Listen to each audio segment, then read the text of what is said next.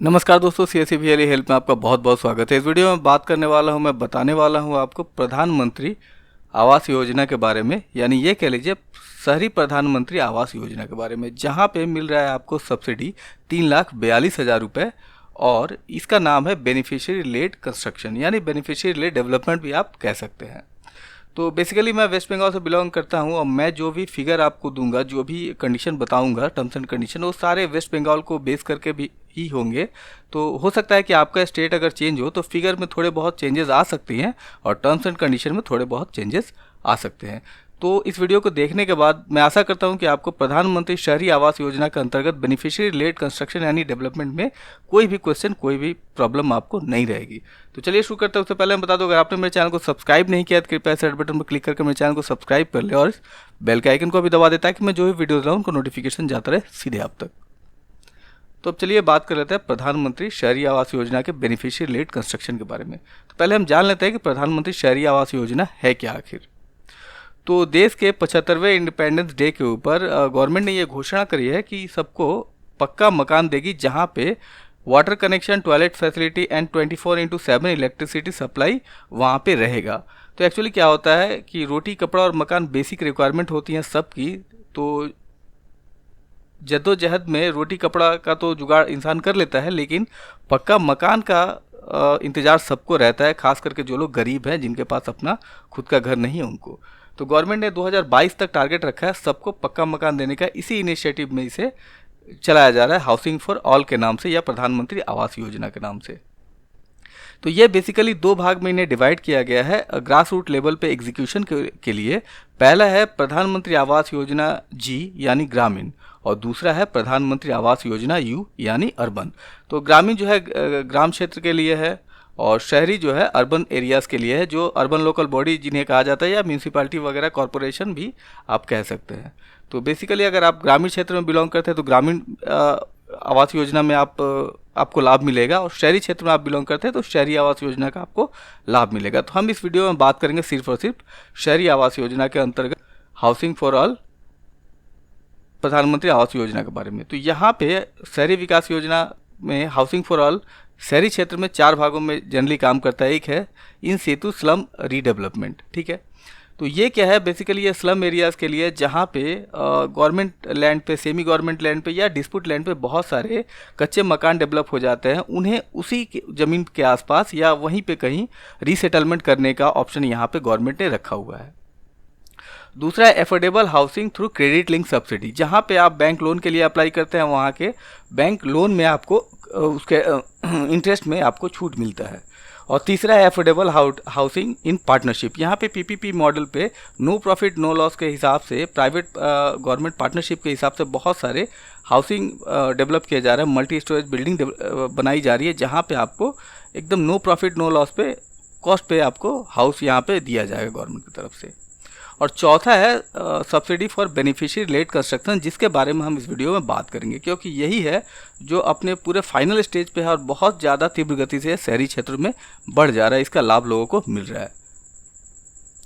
तो ये क्या है, बेनिफिशियरी लेड कंस्ट्रक्शन यानी बेनिफिशियरी लेड आप डेवलपमेंट भी कह सकते हैं, जहाँ पे कोई इंसान अपना खुद का घर बनाने के लिए या उसे रीडेवलप करने के लिए या उसे मरम्मत कराने के लिए भी यहाँ पे आपको एलिजिबल हो सकता है। इसे 1.5 लाख रुपये तक की सेंट्रल गवर्नमेंट की सब्सिडी मिलेगी और स्टेट गवर्नमेंट का सब्सिडी यहाँ पे अलग से मिलेगा, लेकिन इसके कुछ टर्म्स एंड कंडीशन है, कुछ क्राइटेरिया, इसे हम समझ लेते हैं। सबसे पहले रिक्वायरमेंट क्या है, इसके बेसिक रिक्वायरमेंट। यहाँ पे आपको सबसे पहले ईडब्ल्यूएस कैटेगरी में बिलोंग करना होगा। ईडब्ल्यूएस कैटेगरी क्या है, इकोनॉमिकल वीकर सेक्शन कैटेगरी, ठीक है।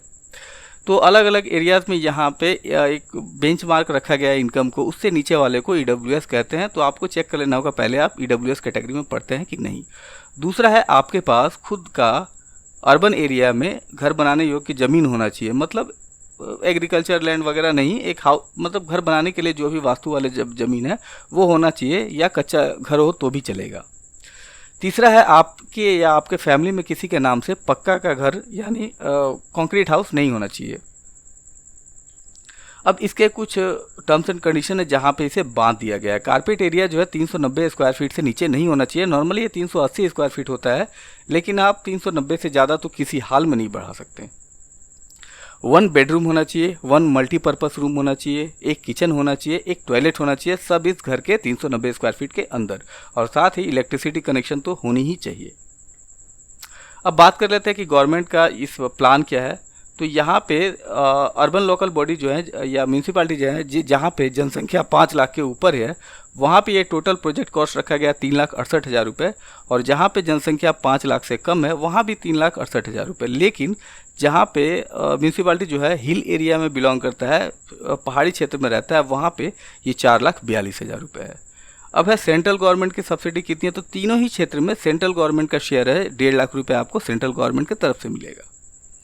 स्टेट गवर्नमेंट कितना देगा, तो अर्बन लोकल बॉडी जहाँ पे जनसंख्या 5 लाख से ऊपर है वहाँ पे 1,83,000 रुपीज़ देगा, और जहाँ पे 5 लाख से कम है वहाँ पे 1,93,000 रुपये देगा, और जहाँ पे हिल एरिया है यानी पहाड़ी क्षेत्र है वहाँ पे 2,66,000 रुपये आपको स्टेट गवर्नमेंट का शेयर है। अब इसमें आपका कंट्रीब्यूशन कितना है, यानी बेनिफिशियरी कंट्रीब्यूशन है पहले केस में 35,000, दूसरे केस में 25,000 और तीसरे केस में भी 25,000। यही है बेसिकली अलग अलग फिगर का ब्रेकअप। अब ये पैसा जो है आपको मिलेगा पार्ट बाय पार्ट, मतलब आप कंस्ट्रक्शन करते जाएंगे आपको पेमेंट मिलता जाएगा। तो सबसे पहले क्या करना है आपको, अपने जो सेल्फ कंट्रीब्यूशन है 25,000 या 35,000, इस कंट्रीब्यूशन से आपको अपना काम जो है स्टार्ट करना है और काम कंप्लीट करना है फाउंडेशन लेवल तक, ठीक है, यानी डैम प्रूफ तक। यहाँ तक आप कंप्लीट करेंगे तो आपको फर्स्ट इंस्टॉलमेंट जो है 40,000 की वो आपको यहाँ पे मिल जाएगा, ठीक है। फिर आपका बचेगा कितना, 3,03,000 रुपये। ये अब आपको कंस्ट्रक्शन आगे बढ़ाते हुए लिंटर लेवल तक आना है। यहाँ पे आते ही आपको 1 लाख रुपये और आपको यहाँ पे मिल जाएगा, और फिर आपका बच गया 2,03,000 रुपये। जैसे ही आप छत कंप्लीट करेंगे, छत की ढलाई कंप्लीट करेंगे, वहाँ पे आपको 1.5 लाख रुपये मिल जाएगा, और बाद बाकी अमाउंट जो है 53,000 रुपये, वो जैसे ही आप पूरा फिनिशिंग करके दरवाज़ा जंगला सारा कुछ लगा के कंप्लीट कर लेंगे वेरिफिकेशन के बाद, ये फाइनल पेमेंट आपको 53,000 रुपीज़ का यहाँ पे मिल जाएगा। अब बात है कि चेक कैसे करना है। अगर आपने ऑलरेडी एप्लीकेशन कर रखा है ऑनलाइन या ऑफलाइन, तो आप कैसे चेक करेंगे कि आप एलिजिबल है कि नहीं, तो उसके लिए लिंक आपको डिस्क्रिप्शन में मिल जाएगा, वहाँ से आप इसे ओपन कर ले। सिंपल यहाँ पे आधार नंबर डाल के आपको शो पे क्लिक करना है। फिर जैसे ही आपका अगर यहाँ पे है तो आपको रिकॉर्ड दिख जाएगा, अगर नहीं है तो रिकॉर्ड नॉट फाउंड लिखेगा, यानी आपका एप्लीकेशन अभी नहीं हुआ है या किसी कारण से आप सेलेक्टेड नहीं है। और एप्लीकेशन करने के लिए क्या प्रोसेस है कि डायरेक्टली आप ऑनलाइन भी कर सकते हैं, ऑफलाइन भी कर सकते हैं। ऑनलाइन करने के लिए आपको इस वेबसाइट पे जाना पड़ेगा, लिंक आपको डिस्क्रिप्शन में मिल जाएगा, और फिर आपको यहाँ पे सिटीजन असेसमेंट में जाके दूसरा number option benefit under other 3 component select कर देना है, ठीक है। और उसके बाद कुछ इस तरह का फॉर्म ओपन हो जाएगा, यहाँ पे आधार नंबर और नेम डाल के आपको प्रोसीड कर जाना है। फिर OTP वेरिफिकेशन के बाद बड़ा सा फॉर्म खुलेगा, उसे आपको फिलअप कर लेना है। लेकिन मैं आपको यही सजेस्ट करूंगा कि ये ऑनलाइन के चक्कर में मत जाएं। अगर आपको खुद अपना बेनिफिट पाना चाहते हैं तो अपने अर्बन लोकल बॉडी या फिर म्यूनसिपैलिटी या कॉरपोरेशन वहाँ पे जाके ऑफलाइन सिस्टम के माध्यम से आप फॉर्म जमा कर दें, क्योंकि ये पूरा जो एप्लीकेशन है इसका रख रखाव, इम्प्लीमेंटेशन, वेरिफिकेशन और अलॉटमेंट की जिम्मेदारी जो है अर्बन लोकल बॉडी की है, यानी म्यूनसिपैलिटी की है। तो यहाँ पे अगर आप ऑफलाइन फॉर्म फिलअप करेंगे तो आपको जो वहाँ पे कम ज़्यादा रहेगा, कुछ प्रॉब्लम है, मिस्टेक्स है, तो वो लोग आपको गाइड कर देंगे, आप उसे ठीक ठाक करके फिलअप कर लेंगे। लेकिन ऑनलाइन करेंगे तो यहाँ पे दिक्कत आ सकती है, और दूसरी दिक्कत आ सकती है एक बाउंडिंग की, एक अंडरस्टैंडिंग की, वो थोड़ा सा ऑनलाइन में आपको दिक्कत आएगी। इसलिए मैं सजेस्ट करूँगा आप ऑफलाइन ही फिलअप कर दें तो आपके लिए बेटर रहेगा। और बाद बाकी क्या आप सोचते हैं इसके बारे में मुझे कमेंट बॉक्स में बताइएगा, और आशा करता हूँ वीडियो आपको अच्छा लगा, पसंद आया होगा तो प्लीज़ इसे लाइक शेयर सब्सक्राइब जरूर कीजिएगा, ताकि ज़्यादा से ज़्यादा लोगों को इस योजना की सटीक और सही जानकारी मिल पाए। दोस्तों ये रहा मेरा छोटा सा वीडियो, तब तक के लिए हैव अ नाइस डे। जय हिंद, जय भारत।